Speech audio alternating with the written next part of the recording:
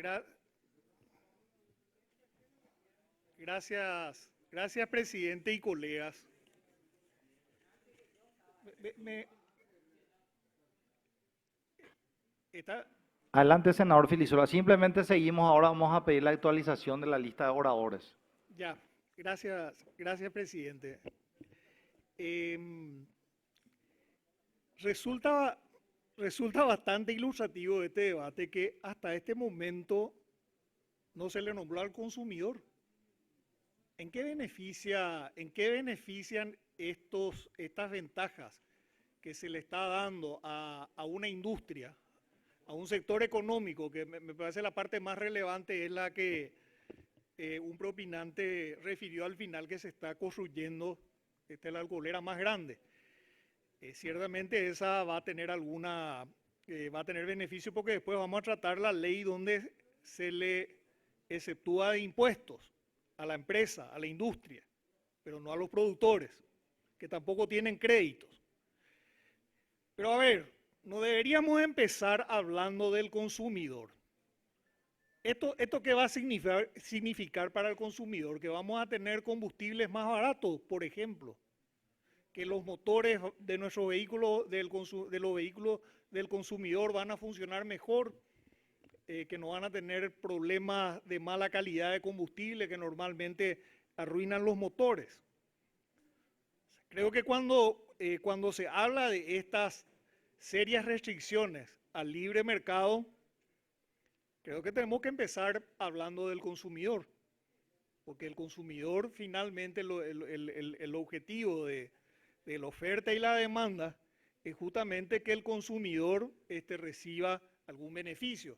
Y cuando el Estado interviene en este tipo de economías, a no ser que el modelo, que este gobierno esté pretendiendo cambiar el modelo económico y salgamos de una economía de mercado y vayamos a un tipo económico, a un modelo económico diferente, cuando el Estado interviene es porque hay algún tipo de distorsión del mercado que amerita una intervención del Estado, que perfectamente ocurre en economías de libre mercado, ¿verdad? Obviamente siempre cuando se producen distorsiones el Estado puede, pero para favorecer al consumidor, para favorecer al consumidor. Bueno recordarnos de Azucarera Iturbe, qué bueno que se haya mencionado. El Estado tuvo que poner 15.000 millones de guaraníes para subvencionar el clavo que dejó esta empresa a 2.500 cañicultores y 400 empleados.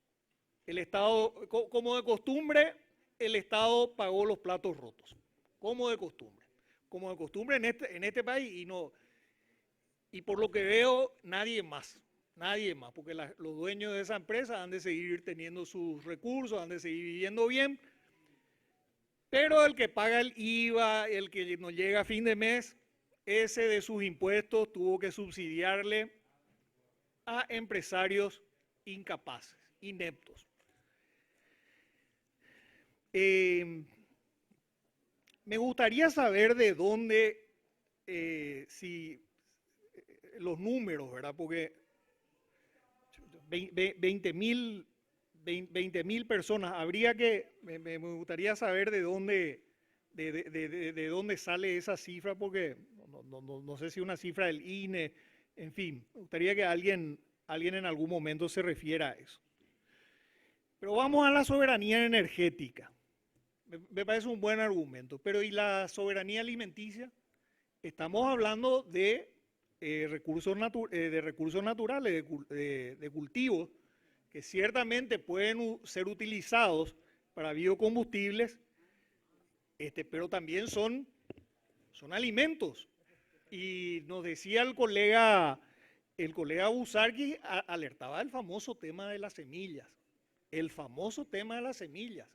que es verdaderamente un problema para nuestros productores y un problema serio Resulta ser que hasta hace poco el tomate era un artículo de lujo. Nosotros no podemos abastecer al mercado interno. ¿Cuántas familias campesinas podrían tener un nivel de vida mucho mucho más alto si pudiéramos por lo menos abastecer al mercado interno.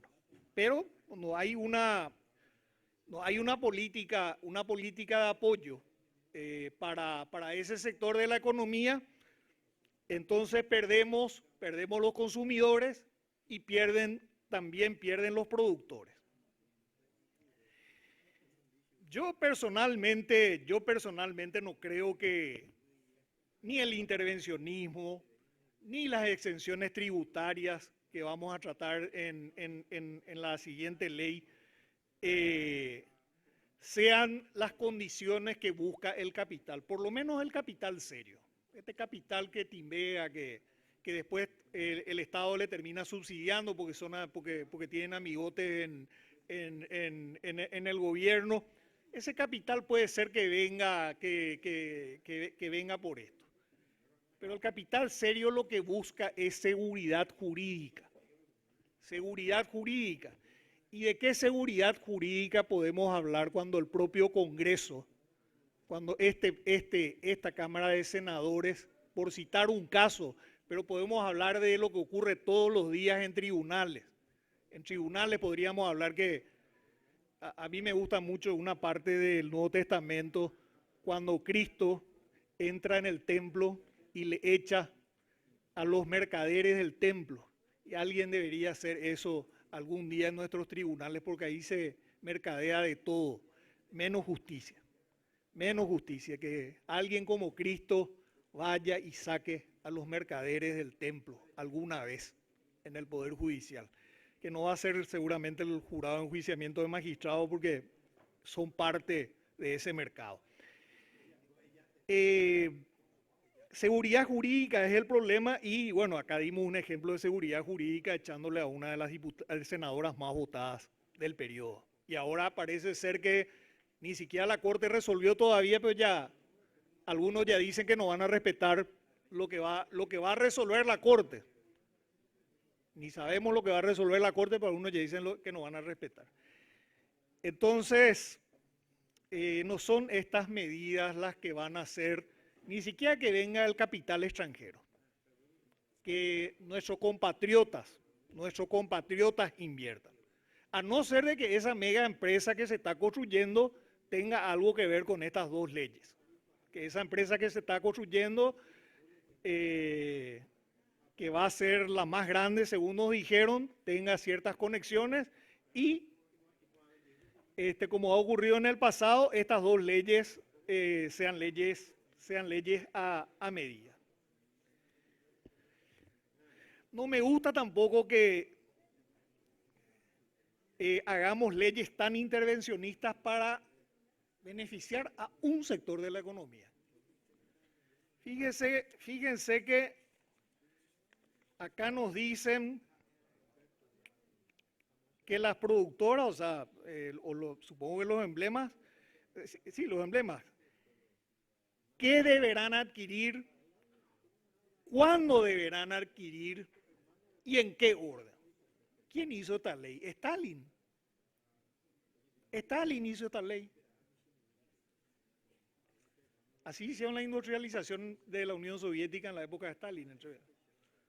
Diciendo, bueno, usted deje de producir tal cosa, ahora usted es obrero. Esto, elevar al 50% va a generar un mercado cautivo que va a beneficiar a un sector económico. La pregunta es, y no me importaría que beneficie a un sector económico si ese sector económico fuera competitivo, mínimamente competitivo, y si eso favoreciera también al consumidor, pero acá yo no veo que favorezca al consumidor. Y después vamos a tratar una ley donde habla de la inequidad tributaria que perjudica a los productores y esa ley le exceptúa de impuestos a los industriales, pero no a los productores. Y la exposición de motivos dice que le quieren favorecer a los productores. Entonces, nuevamente van a pagar todos los impuestos los que conforman el eslabón más débil de la